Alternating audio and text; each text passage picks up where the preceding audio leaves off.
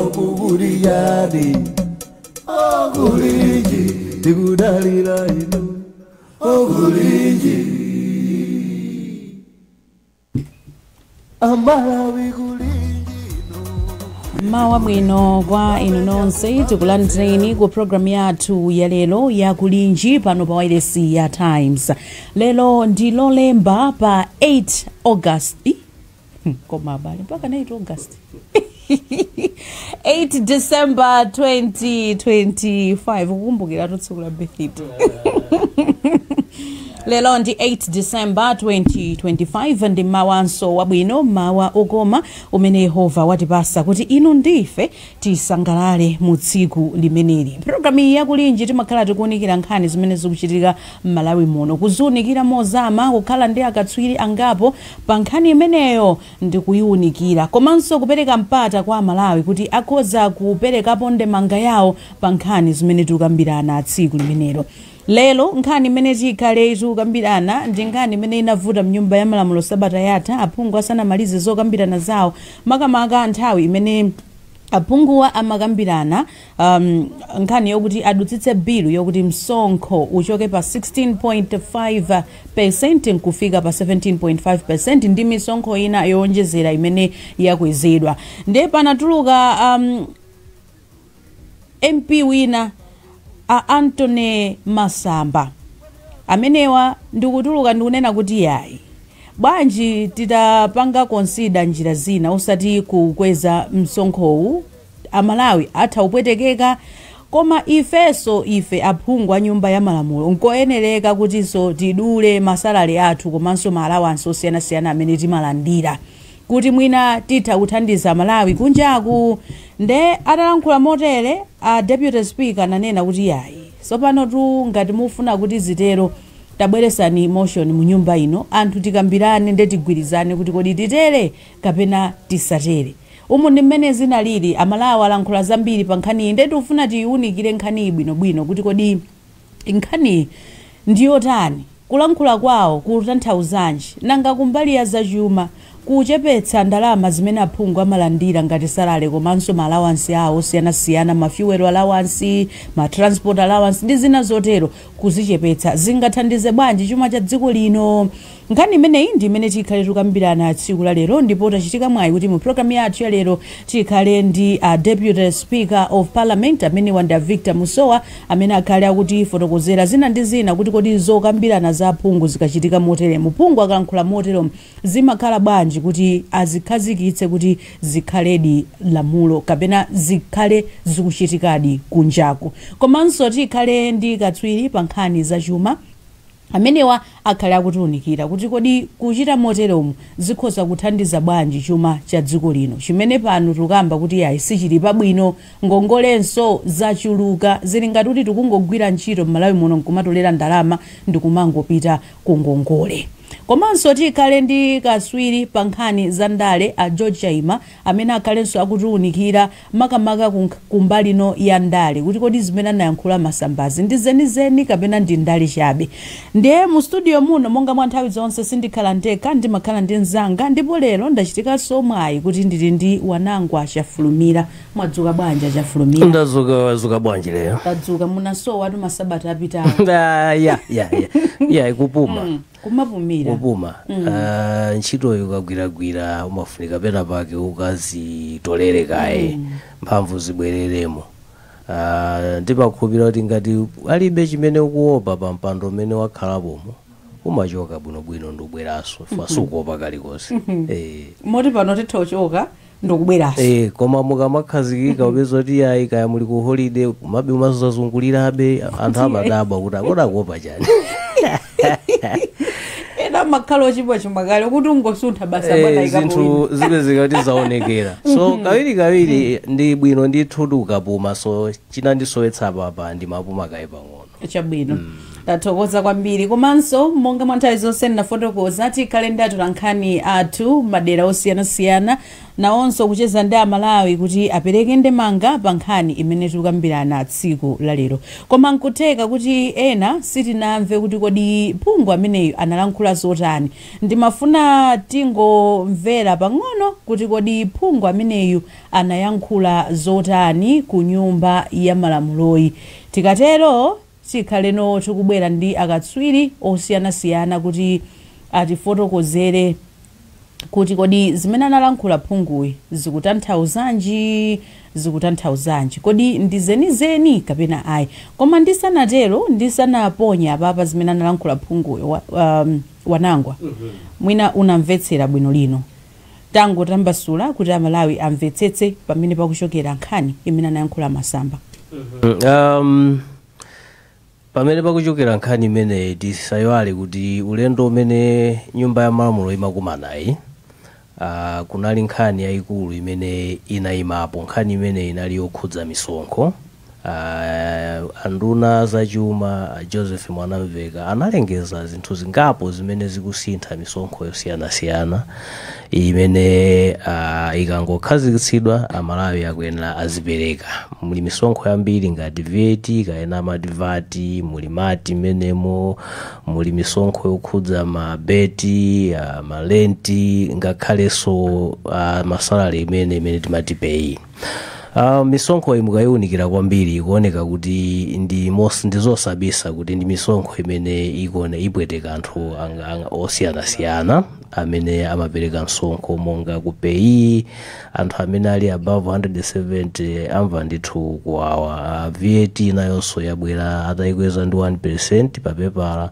ikuonekanso kuti ibweretsanso kampungwe kake makamaka ku nkhani ya kukwera kwa zinthu chifukwa VAT imakhudza kwambiri ma goods and services koma imabwera mzati mati mwayemeza mbaitsa imene ili indirect tax so poganizira kuti mwina misonkho ipoti ikuonetsa kuti anthu ambiri amva nayo ndithu kuwawa ukuboma likufuna litolere ndalama phungu ameneyi wa kumchinji mbali ya kumawa koma chakumpoto kwa kumawa amene ndi Anthony Masamba ndi amene anayima pofuna kuyankhapo pa nkhani imene kuti bwanji tikufuna tivomereze misonkho imeneyi kuti amalawi ikhale lamulo azibereka ifeyo sitingachite machawi kuti kuonetsa ngati phunziro kapena chitsanzo mwina tiduleko pang'ono zina zimene timalandira kaya ndi malawansi kapena masalari kumene ndicho linga choti tikhanga tathandiza nawo mamoti tibweteke anthu ena ovutika kwambiri amene sapeza kwambiri ifeyo tikhale oyamba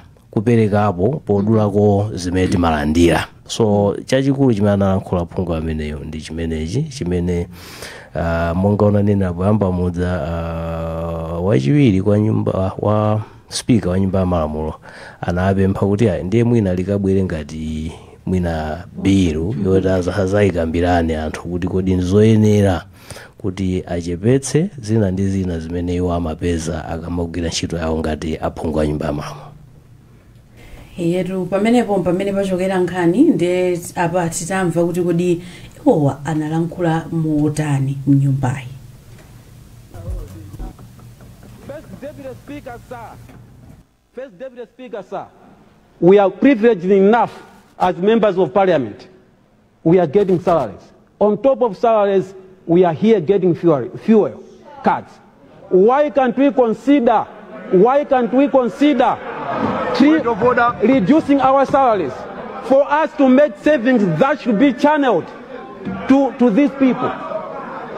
Why can't we concede our fuel cards?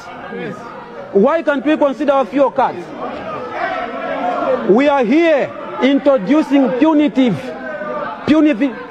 taxes. For what? We are here, First Deputy Speaker, sir. We are here, First Deputy Speaker, sir. Putting on punitive taxes on already poor people. But yet we are here crying for the fuel cards. Yes.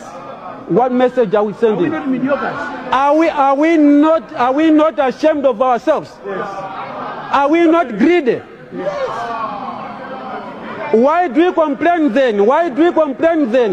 When newspapers, when reporters say this is the house of greedy, Why? when we are adding 1% to already high taxes, are we going to reduce our salaries? Yes. As a house, are we going to reduce our salaries so that we make savings? So that we make savings. First Deputy Speaker, sir. Member, consider Are we going to accept the reduction of our salaries? You have 5 minutes, my brother. So that, First Deputy Speaker, sir, so that we make savings. The savings that should be channeled to the economy. We have HSS in Chididi, in Nsanje, HSS in Kalulu, HSS in Chisamba. The vulnerable poor people are suffering. We want to continue making them to suffer because of our greedy. What kind of MPs are we? With these remarks, Are we representing the people or we are representing ourselves? yes. With these few remarks, First Deputy Speaker, sir, the question remains, are we representing the people or we are representing ourselves? With these few remarks, I reject. in the name of Jesus Christ, I agree. I reject. I reject it. in the name of Jesus Christ, sir, I beg Honorable Minister of Finance. Thank you. Yes, God bless. Thank you. I reject the bill. Thank Member. you. First Deputy Speaker, sir. First Deputy Speaker, sir. We are privileged enough. umomoto ndimene analankhulira Honorable Anthony Masamba kunyumba ya malamulo. Timafuna titakhala nawo koma pazifukwa zina sanapezeke mpulogalamu ino. Funso limodzi limene ndinaliponya kwa iwo ndikuti kodi izizi zimene amalankhulazi zimachokera pa mtima pawo kapena mwina anangokondwa anangosangalala kuti alankhule zimenezi.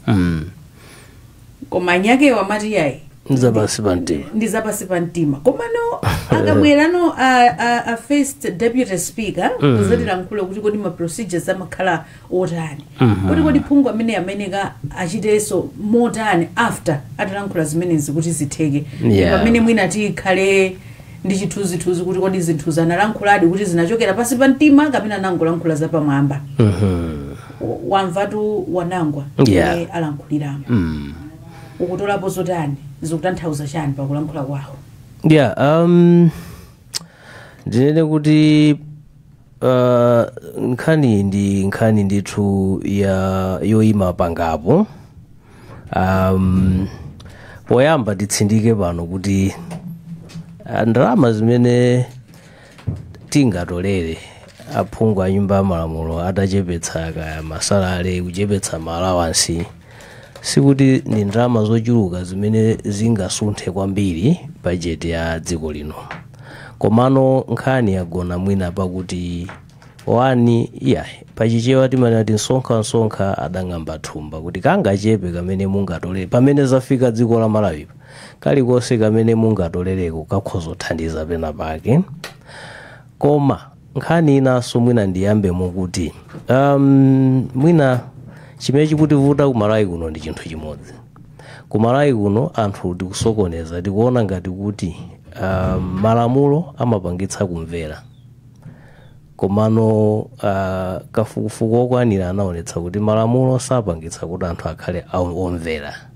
Ndi chifukwa chake ku Malawi kuno tili ndi zimalamulo zambiri kuphatikizapo zina zimene mwina angopanga kumene ku parliament aphungu amene angolowa komano sizigwira ntchito. Tili ndi malamulo a corruption sikutha. Kumvera ndi kumene kumapangitsa lamulo kuti ligwire ntchito. So ku Malawi kuno anthu sakumvera.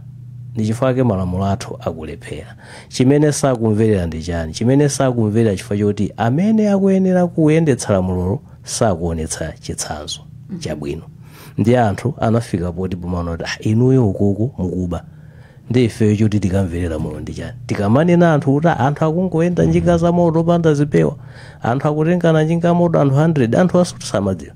amadziwa koma amaona kuti inuyo mutani inuyo simukutsatira lamulo ife choti tikamvere ndiya ndi anthu agwire fundo imeneyi lamulo olomudalipanga motani silibweretsa kumvera pakati pa anthu kumvera ndi kumene kumapangitsa kuti malamulo agwire ntchito chativuta kumalawi ndi kusamvera chimene chingathandize zimene amanena aphungu ameneyi ndikuti atati aphunguwo agwirizana chifukwa zikutengeranso aphungu inde malamulo amanena kuti amene angavomereze masalale kapena phindu lililonse ku MP ndi apresident koma limadutsabe mokambirana kudzera mwa aphungu omwewo tili ndi lamulo limene limati National Assembly's Emolument Act ndi imene imang'ana za malamulo ndi zina zonse zimene amatenga aphungu ku nyumba ya malamulo so ndizofunika akasinthe lamulo limene lolo komano ndiye kuti alikambirane aphungu nawo iniyo mukudziwa taona posachedwa apa kunaliso nkhani kampungwepungwe nkhani ya CDF Constituency Development Fund ndi pamene maona kuti mwina mwa zinthu zoti sizichitika mkango ndi fisi zothamangitsira gwape limodzi andi mango zota apapa cholinga cha fisi ndi mkango sichacho chothandiza nyama zina ndi zawo nonso pano ndiyeno chokayikisa nchoti kodi akhoza kukambirana ndi kuchepetsa ndinenepo kuti sikoyamba kubwera maganizo amenewa mu 2021 kunali imene inali presidential tax force imene imang'ana ma reforms osiyana-siyana I think imene idza ndi imene munali malemu Saulos Chilima report imene inatuluka kuti chimodzi chimene anachipanga recommend ku parliament njoti asiye imene amati double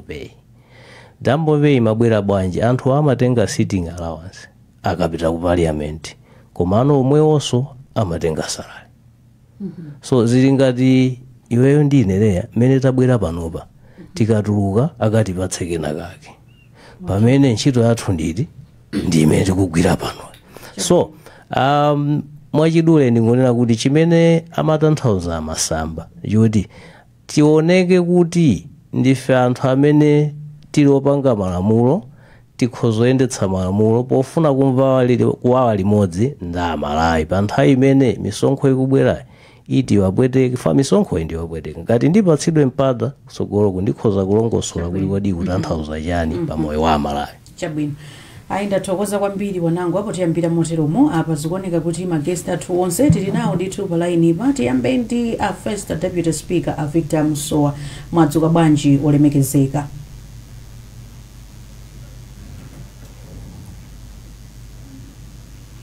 mwadzuka bwanji olemekezeka mwadzuka bwanji ifeso tadzuka bwino takulandirani ku programu iyi tathokoza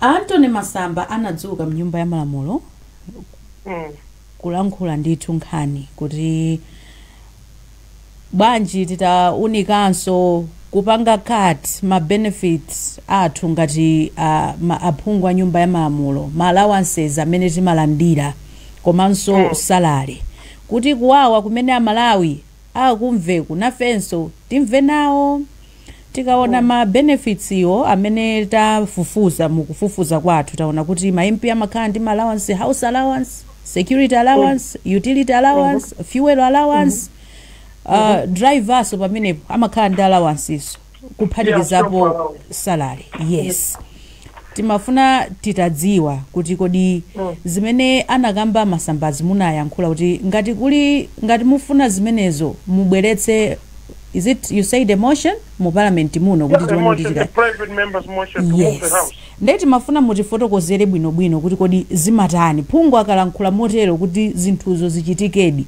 zimenereka kudutsa mu ndondomeko yotani kuti mpaka nazifike pokhazikika kuti izidi zakhazikika tikweneka titere choyamba anabweretsa nyumba ija ndi private member Honorable Anthony Masamba. In our language of parliament, he is a private member. And him being a private member, he was guided. Chair, pamene paja kunali kumuchita guide kuti if you are really genuine kuti ukufunadi tikhale limbali imodzi ndi Amalawi sitingofuna kuti ungonena zithele pomwepo ya tikhoza kukupasa zipepala zoti ukabwerese motion iyo izanyamula nyumba ija kuyiuza kuti akuluakulu Amalawi akuvutika Amalawi tikapasa misonkho yochuluka ndicho linga choti tonse tichite contribute kumphawiwo ifenso ngati nyumba ya malamulo tifuna tikambirane lero ndicho linga choti privileges act or salaries act ya parliament ichiplement to allow a deduction. That's why president ajakanena kuti 30% adula imakhala ya executive sadula ku parliament because it's another arm of government.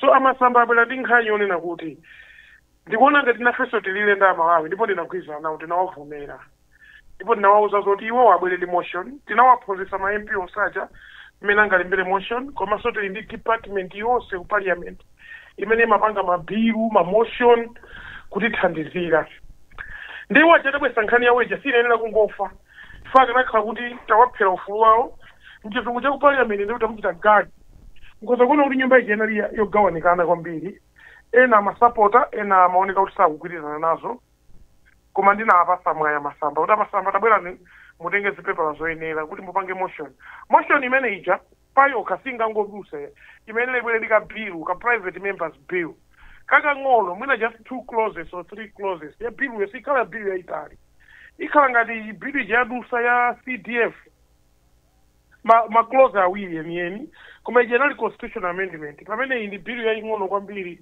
ikhala yongokamba za lamulo lokhuzana ndi zimene ma MP amapanga amapeza akafika ku nyumba ya malamulo ndipo ndinawalangiza ndipo ndinamenya hamala ndi chikhulupiriro kuti amasamba apita pasogolo ndi nkhani yawo ndipo apanga zimene anapemphazo kuti abwerese lamulo ku nyumba kuja lopempha nyumba ija kuti a Minister of Finance achose zimene ma MP amapindula kumene kuja cholinga choti zipite kwa Malawi kuti zipindulire Malawi naliyese komanso kuti tilire limodzi nda Malawi chifukwa maganizo awo amamveka choncho. Chabwino mwina mutaalangiza moteromo chilipo chilichonse chimene chinachitika kapena adakali ndi nthawi kuti akhoza kuchita zimenezo?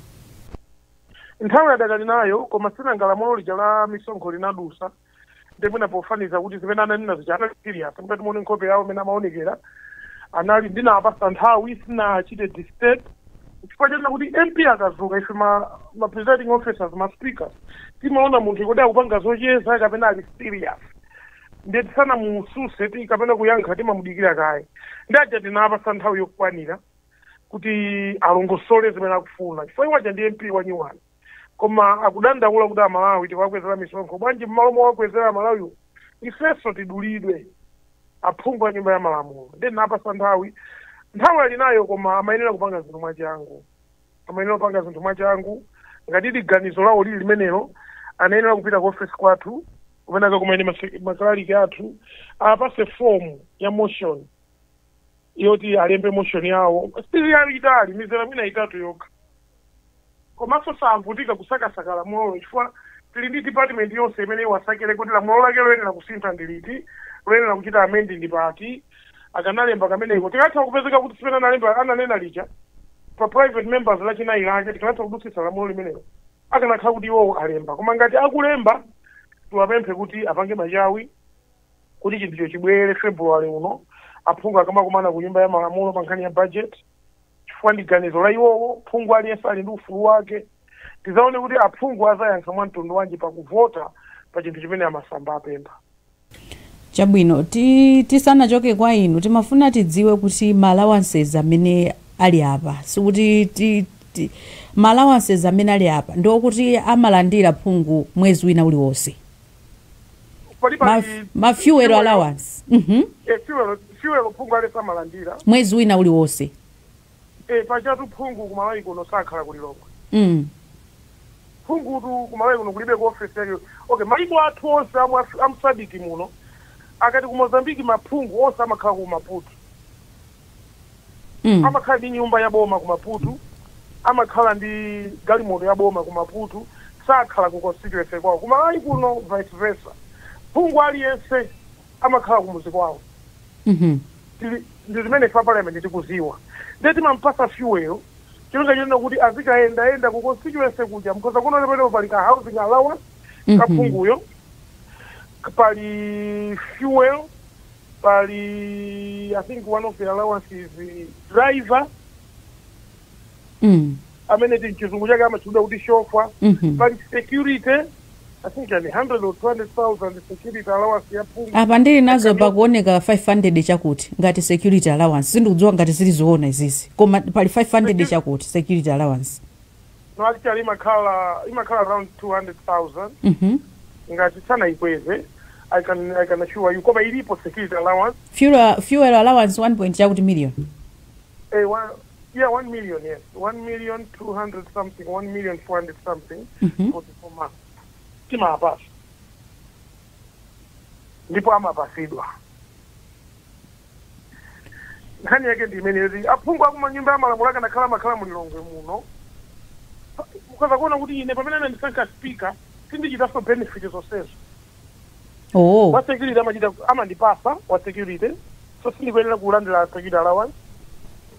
Choti andipasa nyumba kulilongwe sindikuyenera kulandira fuel wopita ku constituency twandiri ndi nyumba sindilandiraso allowance yoti parliament ikumana ndi apase na allowance yawo ifandiri kuti ine ndine resident wa lilongwe sopano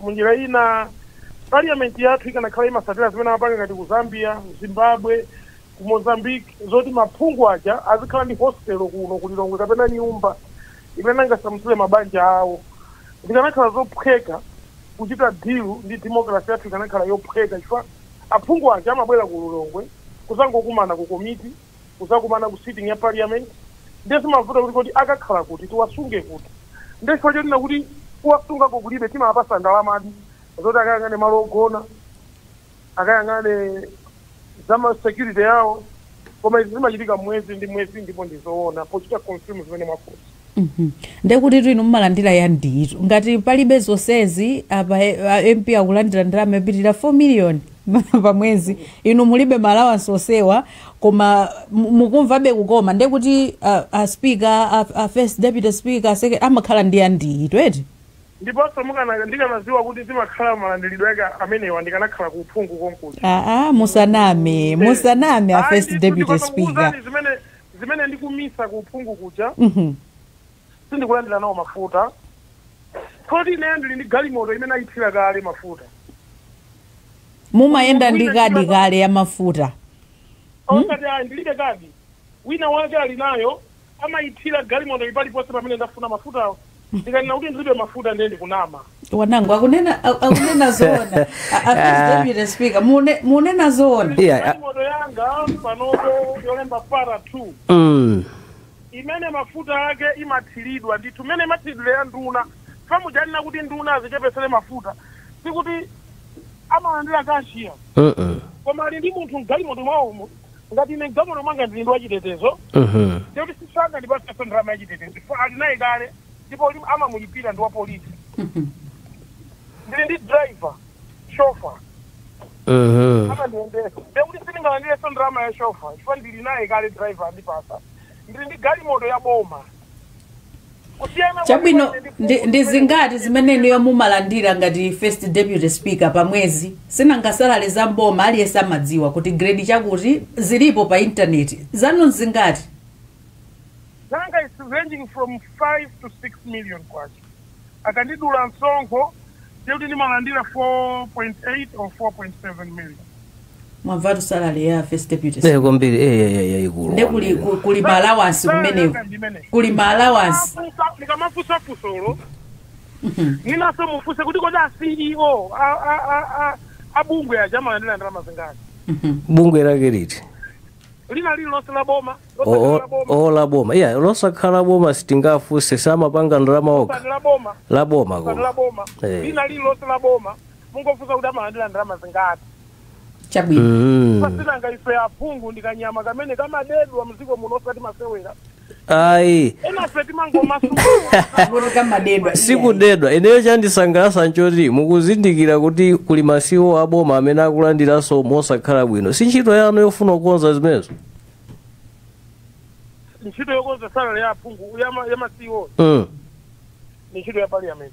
Etu ndiye muchita bwenya parliament muzadana nayo kwambiri ikazafika stage imene yochosa masalary ya wanthu paizachosa wina aliyense salary yake. Ndili kukhulupirira kuti mukudziwa kuti phungu wa nyumba ya malamulo ni munthu amene anthu amasankha osamamumvetsetsa. Kasili kuzowa chifukwa chani chabwino tibwereso kwa inu posachedwa pompa first deputy speaker tibwereso kwa inu posachedwa pompa George Chaima muli pamenepa mwadzuka bwanji? Ine ndadzuka bwino kwambiri leya ino mwadzuka bwanji ya wanangu akumasole ngezeka first deputy speaker. Ife tadzukanso bwino mwamva nkhani imene tayiyambira ukuku tisachite kukhazikika pa salary ya first deputy speaker tibwerako kumeneko komano timakambaza zimene anayankhula a Anthony Masamba kuti apange cut masalary ndi ma benefits ama MP ndipo tatchula ma benefits awo ena ndi ena kuti pali ma allowance pamenepo kupatulapo salary ndi allowance imene amalandira akamakumana ngati aphungu kuchita zokambirana ndi a speaker alankhula kuti Amasamba watinapatsa mpata kuti ngati ali serious abwere ku nyumba ya malamuloko ibwere ngati private members motion atero eti ponango inuyo nkhani imene mukuiona bwanji kulankhula kwa Masamba komanso action imene anatenga after zimenezi mutha kulankhulapo zotani? Ndi nene apa kuti Masamba analankhula mofuna kulira komanso kugwirizana nda Malawi. Cholinga cha boma tiyambe kufotokozera kuti chimayenera kukhala kufuna kuonetsetsa kuti chimene Amalawi akuchiyembekezera ofuna kusintha miyoyo yawo komanso ofuna kutukuka chichitike. Ndipo tikamati kutukuka tikukamba kwa moyo wa Malawi. Tikukamba kwa gulu limodzi la anthu mdziko amene ali ndi maudindo ngati mmene zikukhalira. Ndiye Amasamba amayang'ana kuti pa nkhani ya msonkho kuti nkhani ya msonkho iyi singathandize kuntukula Malawi mofanana.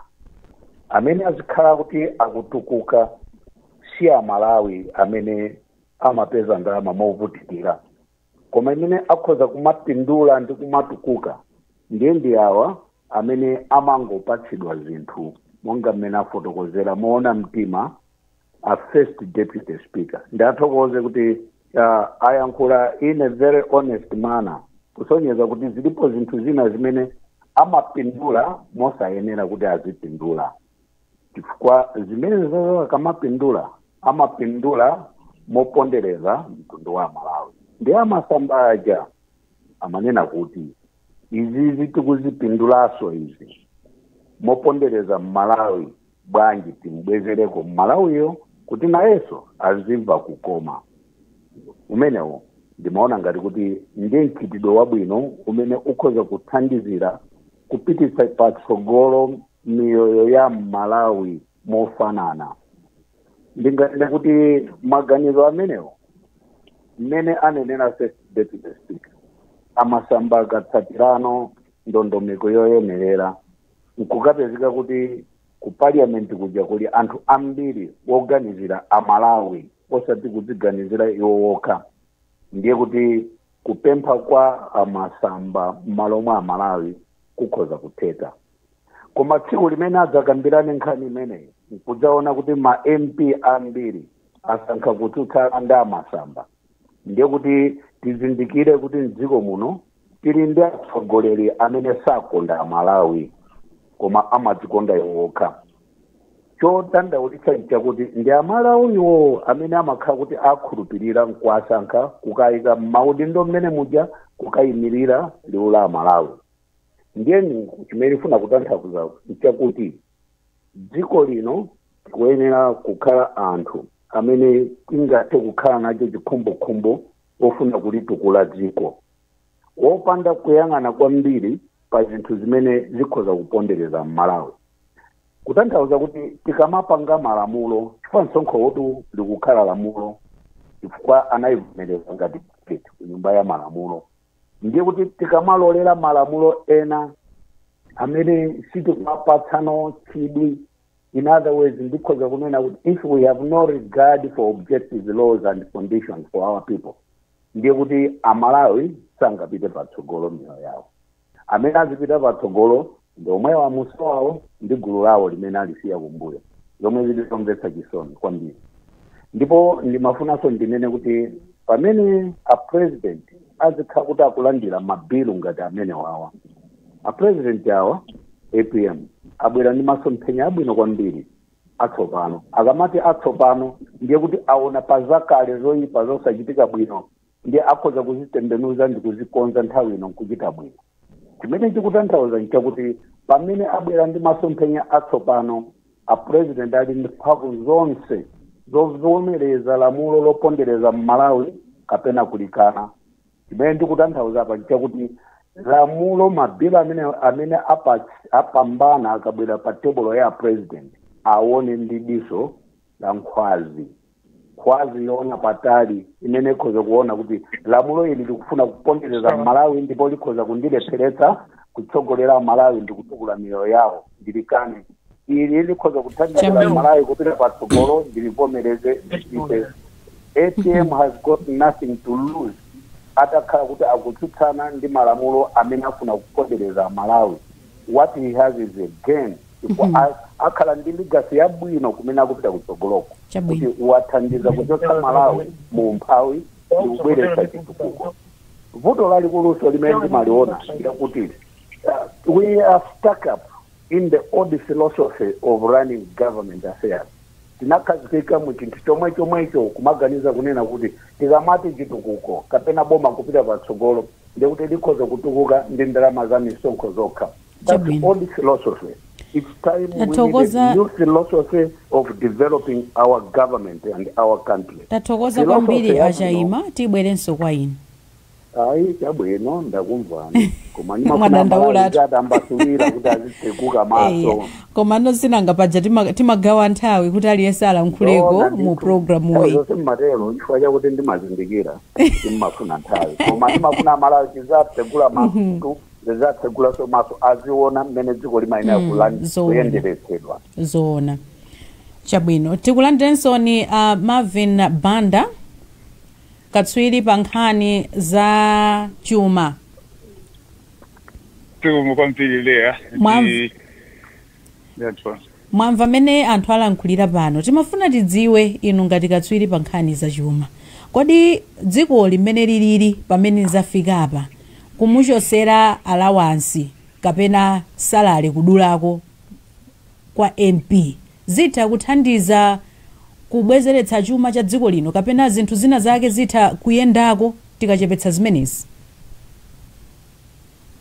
Mukachotsera ndrama imeneyi kwa ma MP tima minister okha zingathe kuthandiza koma si anthu okha amene muyenera kuyang'ana chifukwa chokuti leya mumvesese chinthu chimodzi ndi anthu ambiri amapeza phindu pa ndrama za Malawi komano iwo mwina phindu samapereka ku Malawi chifukwa zimene chifukwa chake yone kungoyang'ana for example analikula nkhani ya paraseto kuli kumene kuku ma CEO ndi azinzawo oti amatha kupezeka kuti akulandira ndalama za nkhani ma benefits nkhani yes makampani amene wawo amakhala ndi malosi kulatha zokuti sakupindulira Amalawi kupezeka kuti zinthu zimene zizi zikupweteka chuma.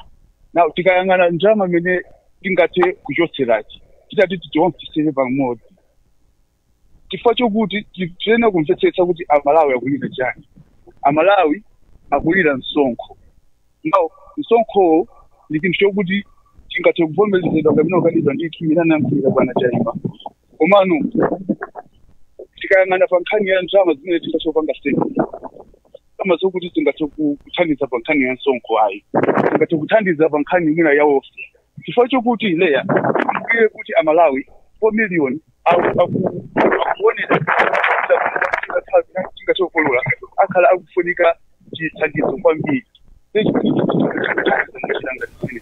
Pepani mukuyenda abanda mukuyenda kapena Okay, pamaveka background noise ina yake.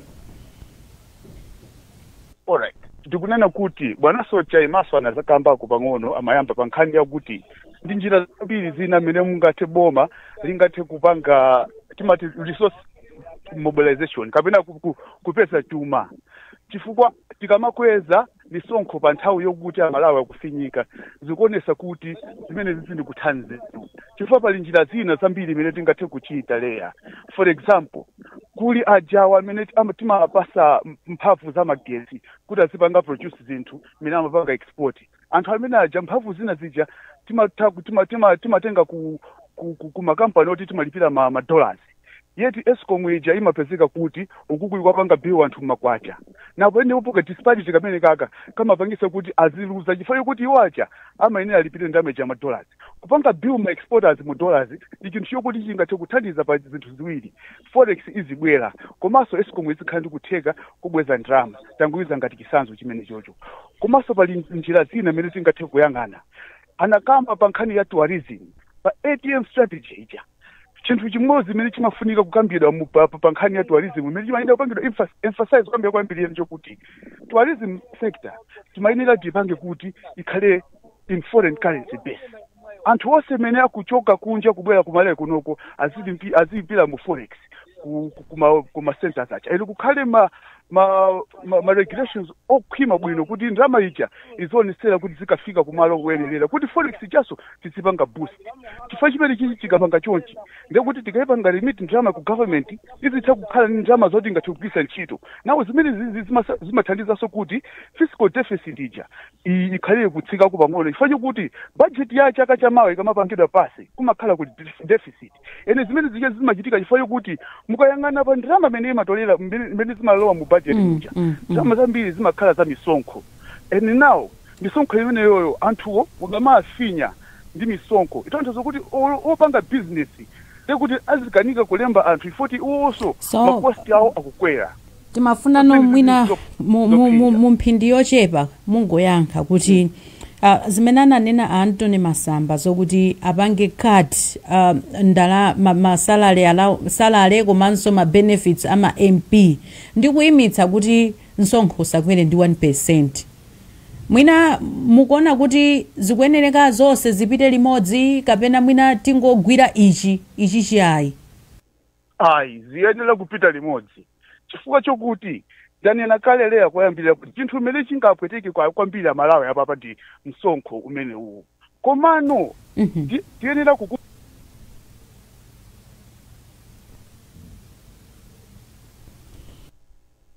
zikuoneka kuti pa line pa network I think anthu awiri achoka komano tipite kwa atolankhani athu tisanabwerere kwa Avictor Musowa komanso wanangu anzanga mu studio muno wakhalitsa tosayankhula ndeti ngopita kwa atolankhani kena kotone kuti tiyenda motani.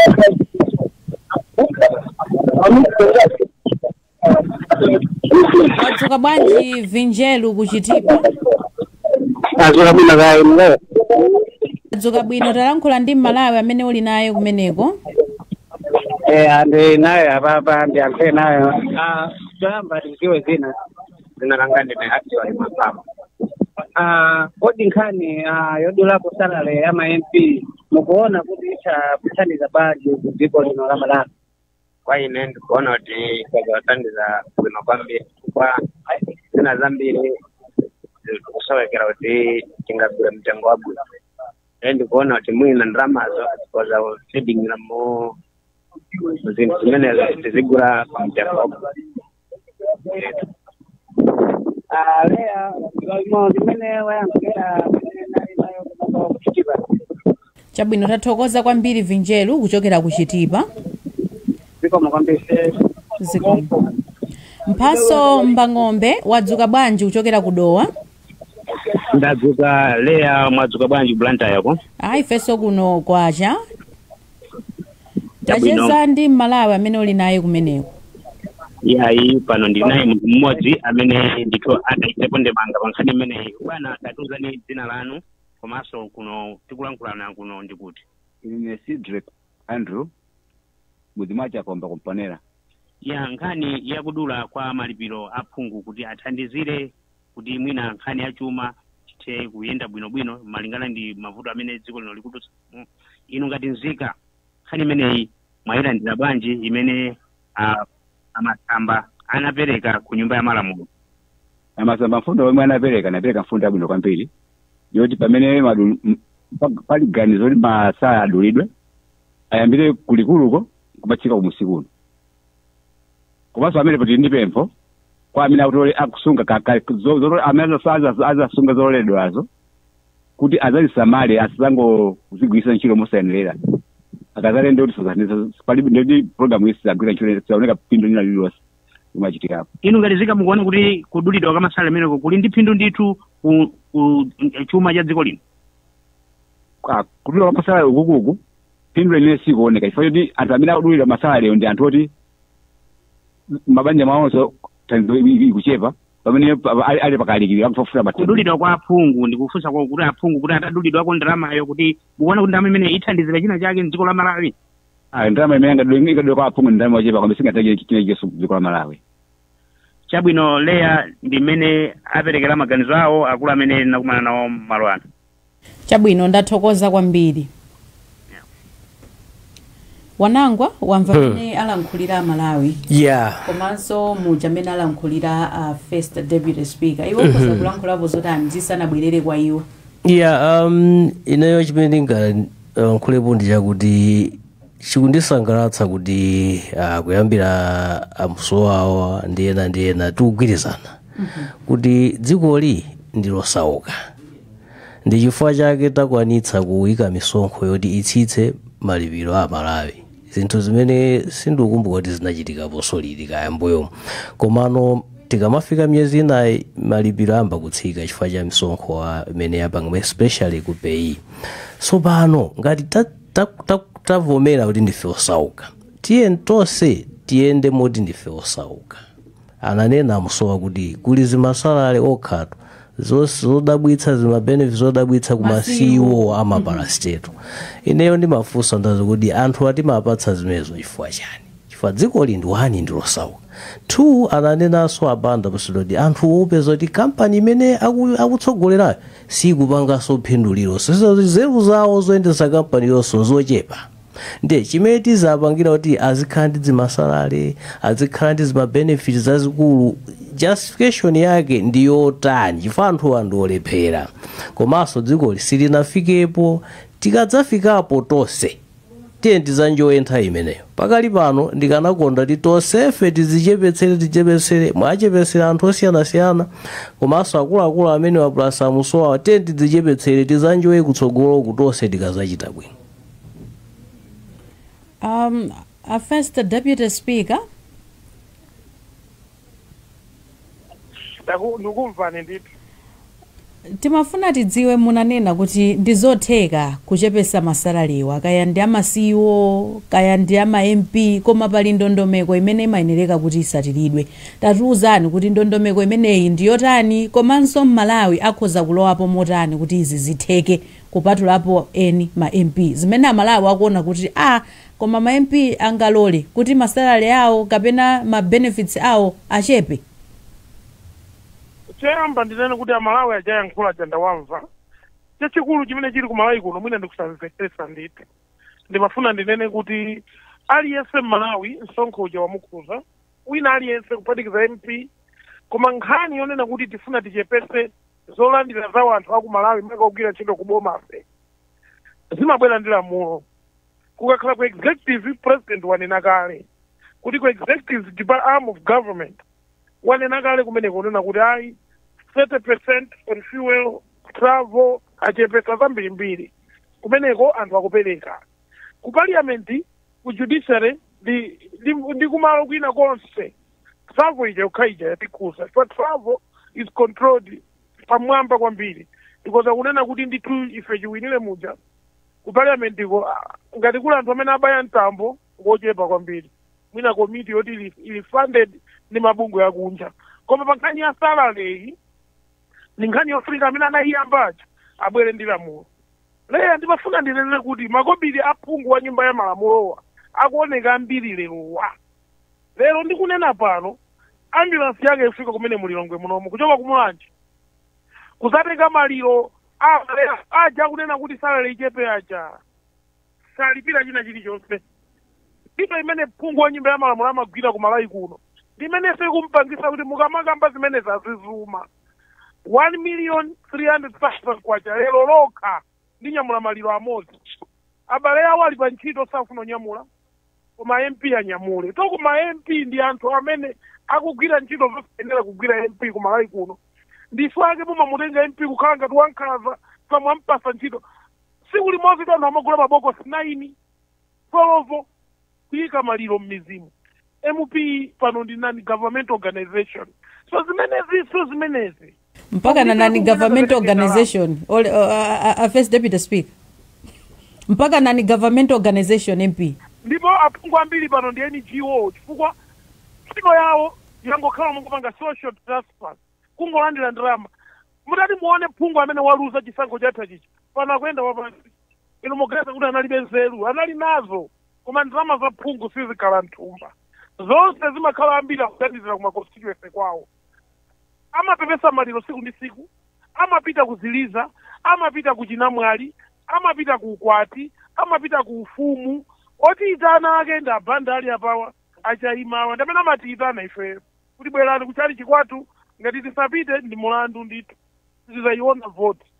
So ntchito yawo MP ku Malawi kuno ni ntchito yovuta kwambiri ngati MP akungoganiza kuti iyeyo angokhala pa nkhani ya ndalama. Koma ndimalize ndikunena kuti dziko lino lili pa umphawi. Ndigwirizane ndi mtolankhani amene mugwirana ntchito kumeneko. Tili pa umphawi tonse tikuyenera kuchita sacrifice. Tikachita sacrifice dziko lino likazachita bwino tonse tidzachita bwino. Tilikonde dziko lathu. Tigwire ntchito limodzi. Tikuthokoza chifukwa cha programu yabwino imene mwabweretsa. Chabwino. Tathokoza kwambiri First Deputy Speaker chifukwa chozichepesa. Uku ndikuzichepesa tikuyamikeni kwa basi kumene mwachita kubwera program ino ndikubwera kuzatiuzanso chilungamo osangona maboza iyayi. Tathokoza tikwagwirira ntchito ya Malawi ndiye Malawi lamulo lija la access to information likutuza zoti tisabise chilichonse chimene Malawi amatipanga. Ziko mukhale ndi tsiku lopambana. Inonso mukhale ndi tsiku labwino. George Chaima mawu anomaliza 30 seconds. Ndathokoze olemekezeka Musowa kulankhula chilungamo ndi chikondi cha dziko lino. Ndimalize ndikuwapempha oyamba ndikunena kuti chiyembekezo cha Malawi chikuyenezabe kuti miyoyo yawo itukuke. Ndiye kuti miyoyo ya Malawi itukuke nkofunikana kuti ku nyumba ya malamuloko akamakambirana they have to make sure that the principal challenges facing our society zikonzedwe. And Nsonko is one of those things. Nsonko ndi chimodzi mwa zinthu zimene zikubweretsa miyoyo ya Malawi kukhala yothina kwambiri. It's time mukuyenera kuyang'ana pa zinthu zina zimene zikhoza kuthandiza kutukula dziko. Koyenda limodzi ndi masomphenya a president komanso a Malawi 2063 ndikuti dziko lino likhoza kutukuka. Tikuyamikeni kwa basi nanunso chifukwa chopezeka nthawi zonse program imeneyi tikakufunani. Ambuye akudalitseni. Inonso zikwangwandira. Zikomo. Mawu omaliza a Marvin Banda 30 seconds. Timafuna tingopempha nawo kuti zimene zisangokhala kwamba MP okha koma ziyang'anidwenso mabungwe wonse mene amakhala aboma. Chifukwa tikapanga zimenezo tipanga save ndalama zambiri kuposa zimene zikupangira expect kuti zingatosevedwa pa fungo okhawa leya. Chabwino. Tikapanga choncho tikhala kuti tikuyang'anisa kuti budget ya chaka chamawa tikazipitiriza zimene zizi ndiye kuti muzaona sori zakhala yotsika eni chuma tiyamba kuchikonza chifukwa tichichoka kuboma chipita ku anthu kuti azipanga mabizinesi kumatukula iyo yawo yokha. Tathokoza kwambiri chifukwa chopezeka mpulogalamu uyi. Zikomo. Wanangwa mawu akumaliza 30 seconds. Yeah, nthawi yatha kale ndingonena kuti mwina ngati Amalawi tonse kaya ndi audindo kapena ife otsatira tili ndi ntchito yayikulu kwambiri yosintha kayendesedwe ka dzikoli. Ndi ntchito yathu kuti tisinthe dzikoli lichite bwino. Komano kuti zizitheke zikungofunikano mwina chilungamo. chabwino umunso ndimene tamalizira program yathu ya kulinji pano pa Wailesi Times. Nali ndine Lea Malikano komanso First Deputy Speaker Victor Musowa, nzanga mu studio muno wanangu achafulumira George Chaima olankhulapo pa nkhani za ndale komanso Marvin Banda katswiri pa nkhani za chuma. Tikumanenso mawa nthawi ngati mweja program ina ya kulinji pano pa Wailesi Times. Ndapita Amalawi kulinji no kumabenya kumabetsera kuti kulinji wakaya lilongwe kulinji kumzuzungwa nyeto kulinji nanga kuboma kukushirika jani mwene akoti ya kulibaji kuti usaruga kulilabe nanga osolola ledesi ya odeja chirugu koshu yena panji Nangangani zonyati sasuri jani Kumboro bagari kulinji Mwera nanga wanugo kulinji Kodi kuboma kusteri hausi kulinji Nanga otuta mwazuga baji Nanga hata mzileti okuguri jani Oh kulinji Digudalila inu Oh kulinji